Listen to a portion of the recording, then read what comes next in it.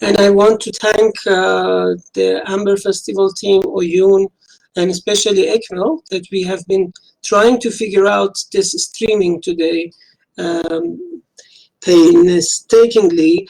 And I want to share the program with you, and probably we hope to have some of the artists after joining us. I'm not sure because some of them are living in different time zone, but I can't wait to hear from you guys, and very happy to watch it together again with you. So I stop here. I don't keep you longer, and we can watch the program 65 minutes, and I will be back here excitedly. Thank you very much for now.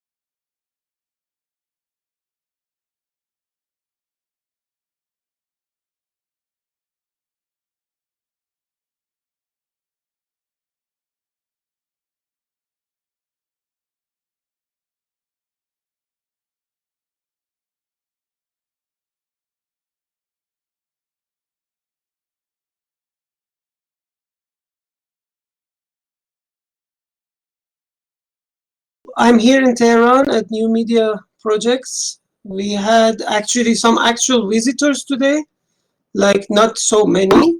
Some people joined us, and I'm happy to see some real people after almost a year that we haven't had any program in our space. So the program that you just watched was called The Dust to Come. It actually is a part of a bigger program, which is called Dustopedia. I'm going to talk shortly about Dustpedia, and we'll share some links with you. Before the dust to come, there was another video program which I curated from Parking Video Library. It was called Moving Dust. And Moving Dust was the video part of the program. Also, there is a podcast together with other members of New Media Society, including my colleague Bahar Ahmadifard and Arash Khosronejad, which is also featured here in the first video. I will go back the slides. Let me take the presenter back again so we can start from the beginning. Yes, Dustpedia. So Dustpedia is a encyclopedia about dust, as it suggests. And it started after an invitation that I received from a curator from Warsaw, Anna Pitak. So there was an exhibition was going to happen, and I was invited as an associate curator to join the program. And I started developing the idea partially on what can be our contribution to dust, because we are also geographically located in an area that is affected by the dust as a matter, but also we could have looked at it in many different ways. So our idea was to commission a 12 chapter, 12 entries of this encyclopedia, one dedicated to sound, one dedicated to video, another ones on found footages, citizen journalism, and all the material we could find on the internet on the subject.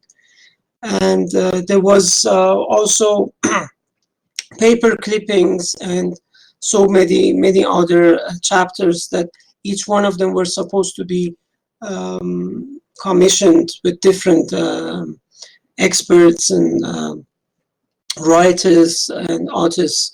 So in the course of the exhibition, there was 2 months of radio silence after I was invited.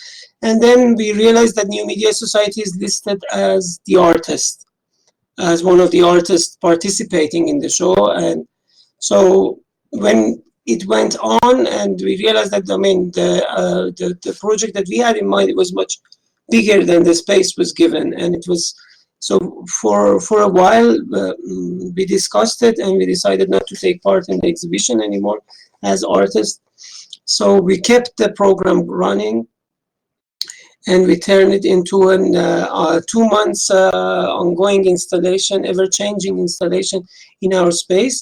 What you can see in the slide right now is part of our, what we call the black wall, which was dedicated to archive. So we started collecting different materials, and parallel to that, we used the space for different modes of engagement.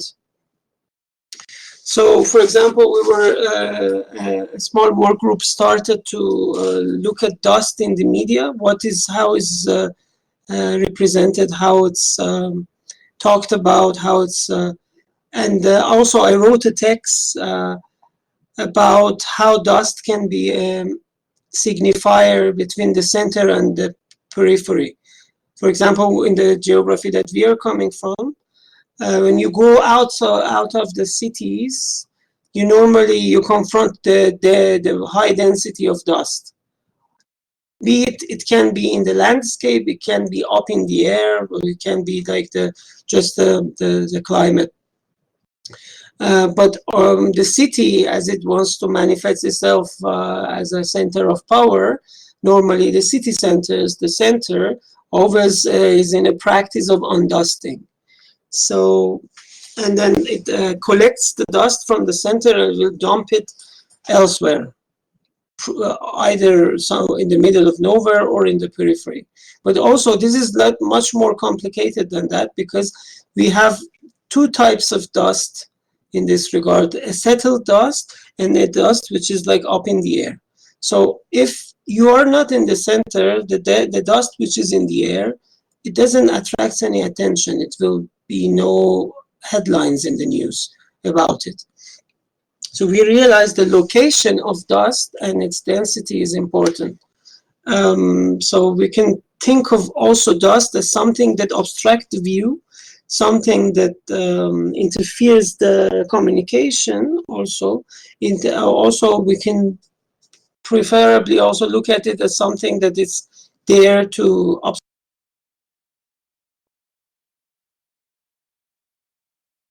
and so on. So I go next.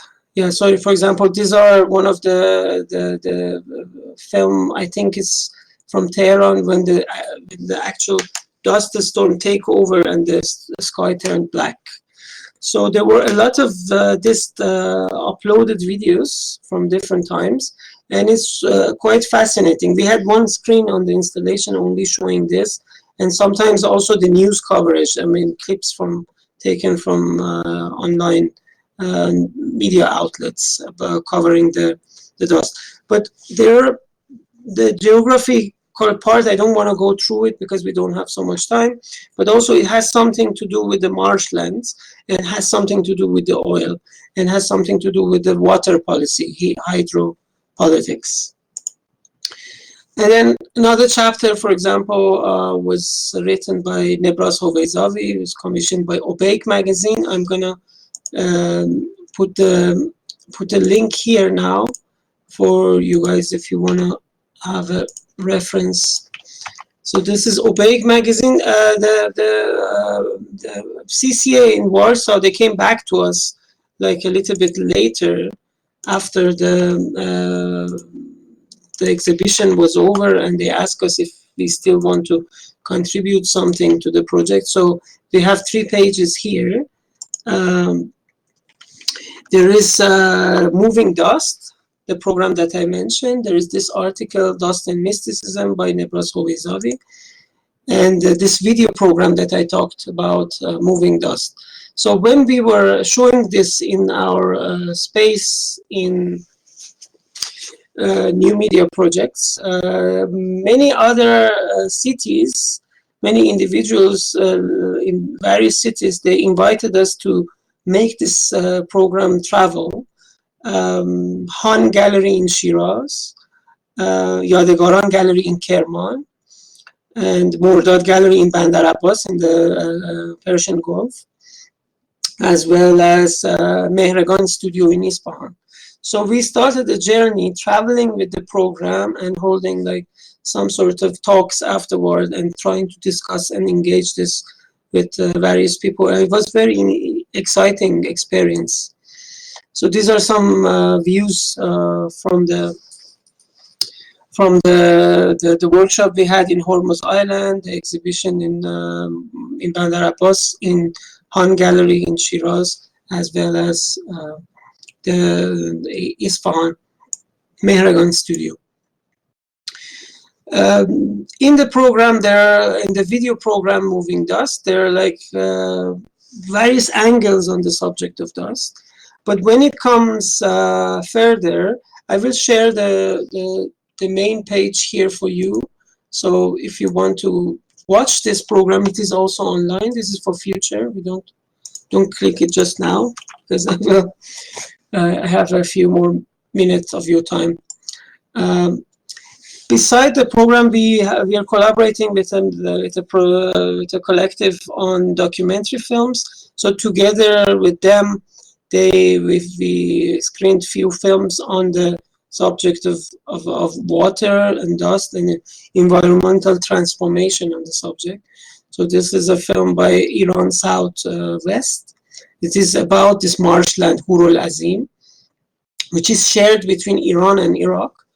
And it has highly affected by many things, by the Iran-Iraq war, Saddam's policy, Turkey's policy on water, a lot of dams which being built, oil exploration, and so on.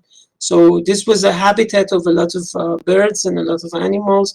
People were living there like fishermen and So they were also dislocated because of this border dispute, and followed by the Iran-Iraq war. And then we had also 2 other films by Farhad Vararam, ethnographic filmmaker and environmental activist and author. So, and then another chapter, I will jump now faster a little bit. Another chapter was called Radio Dust, which I talked about it in the beginning of my talk. This is the link to it, and you can also listen to it on SoundCloud. We also feature a few original sound pieces, and then some experts from the Moving Dust audio program, as well as a text written by Bahar Ahmadi, which is takes on the undusting, the maintenance, and then the care which one have to put in running a space affected by many issues. So now we are here at the Dust to Come, and you just watched the program. We also, for 24 hours, we put the program online on our website. In case if you missed it, you can watch it for another 23 hours now. And I'm looking forward to hear more about you guys. We can talk about these films if there are any questions, or about the whole program. And I will perhaps stop here. So for the moving, but before I end my talk, I would like to talk about the idea behind the Dust to Come. It was also, for me, it was interesting to look at like how we are looking at future, and if there is a future, or if we are taking the initiative, or we are like too much into science fiction that fed to us, or how we're taking responsibility about micro and macro errors, mistakes that we have done, and are we in a passive mode about it? How we can imagine something that is not given, or is not distracting. Like there are alternative history, there are like things that are happening in the literature, as well as contemporary art, but where we are standing, and the ambiguity surrounding future, any kind of future, as if like the representation of future, which has been shared many times through the media, how does this affect us, and how does this bring us to a point to respond, to look back, and to look at ourselves? Can be self-critical about it, can be in fact learn something from the mistake, or from the current state of things. So I stop here, and I would like to hear from you guys. If you kindly open your webcams so I can see you. Maybe just a second.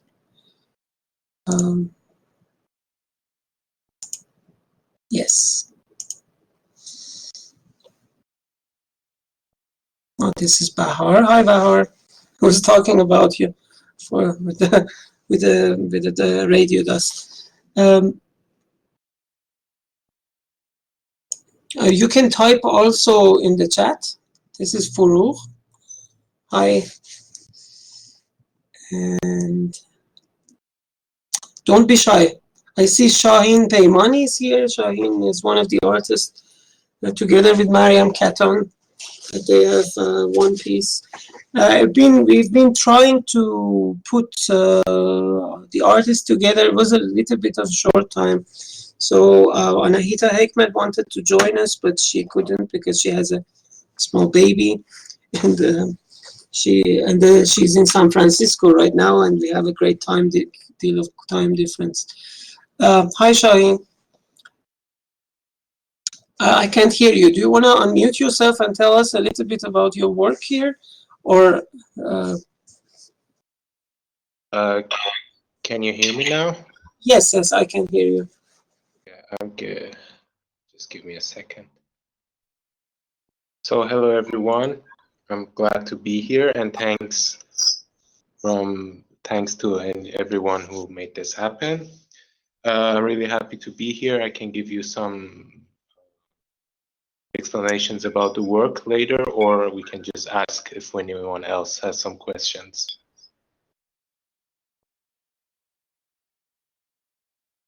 Maybe you go ahead and then we can raise some questions, Shai. Okay, so the piece that you saw in this collection, Dry Sterilizer, was initially an audiovisual piece, which was the version that you saw here. And it was later developed into a whole like installation piece, which was part of an exhibition that was first premiered in Istanbul in a gallery called Poşet in 2019, sorry. So this was part of a collection called Some Absolute Responsible Methods for Cleansers, which basically deals with different methods and approaches towards the concept of purity and cleansing, or purification and cleansing. And the piece Dry Sterilizer is, I'm sorry, I'm hearing a lot of feedback of my own voice. Maybe you can mute yourself. Yeah, thank you.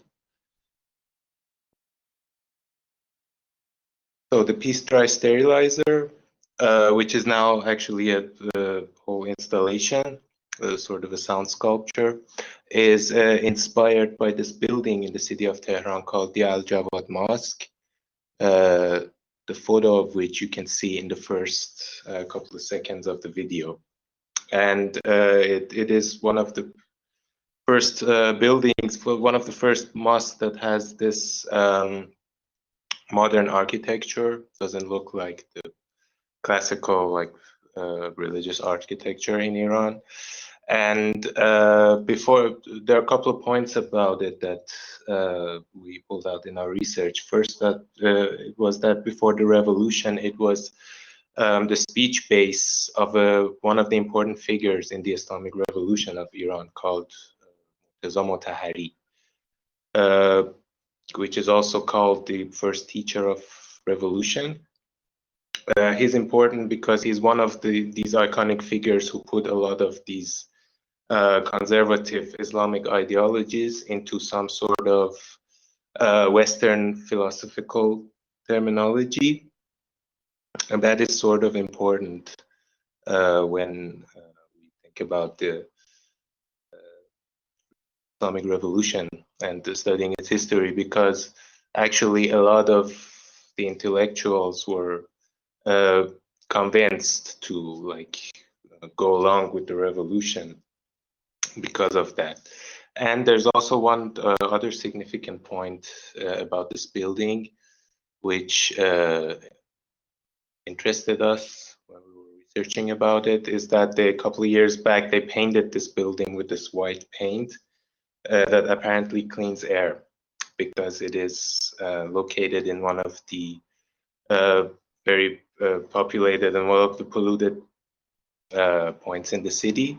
So apparently now it also cleans air. There's this special kind of paint that absorbs some of the particles in the air. I don't know how it works exactly scientifically. So it actually is also functioning as an air purifier right now, the building. So we have this iconic figure who we use the speech from this figure, who is talking about the purification or the cleansing of the soul in a more divine or transcendent way.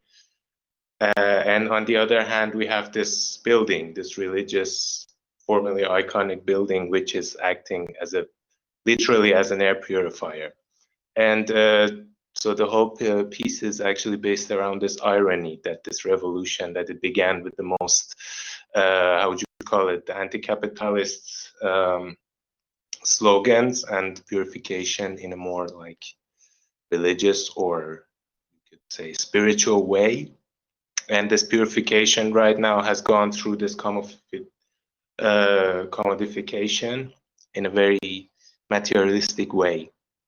So the piece is currently, what you saw here is actually the video version, and the entire piece, the completed piece, is actually an installation, which is an actual air purifier machine with built-in speakers and projector.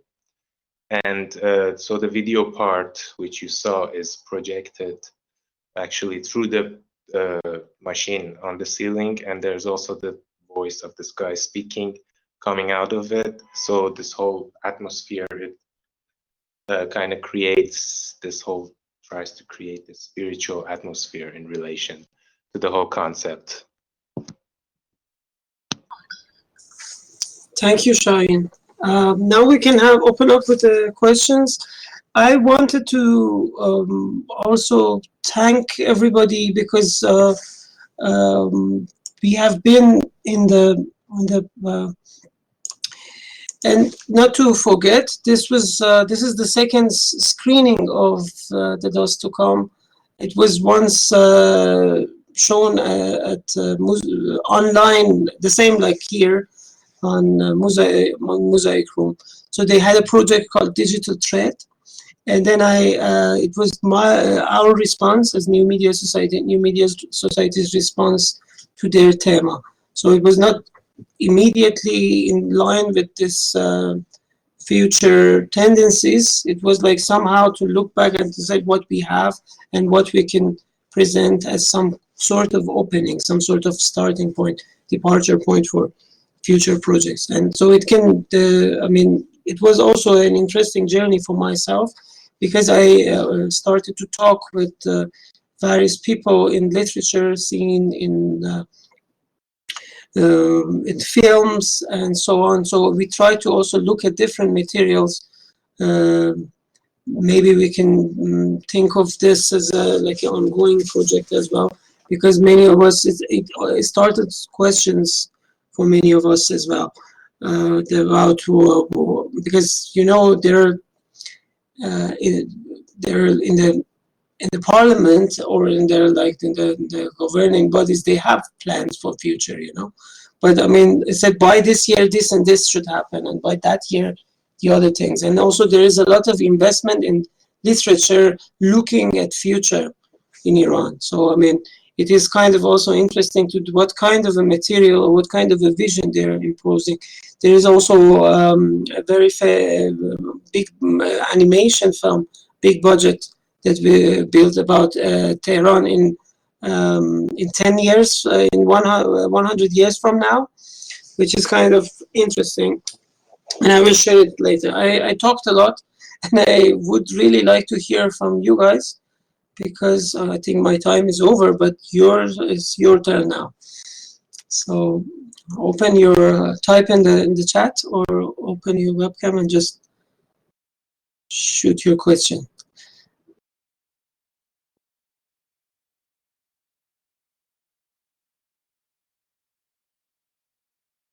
I don't.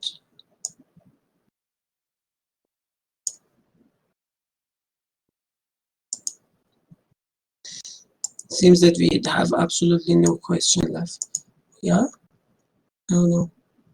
What should we do, Ekmel? Can you give us a hint?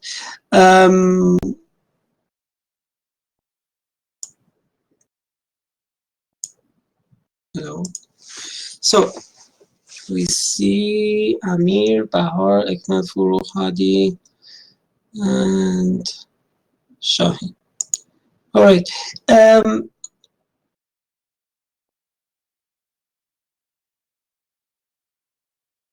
Hello? I thought I was cut off for a second. It's you, Bahar. Do you have a question? No, just turn on my webcam to show active participation. You wanted to say something, Ekmel? Yeah, I just wanted to thank you for this collection.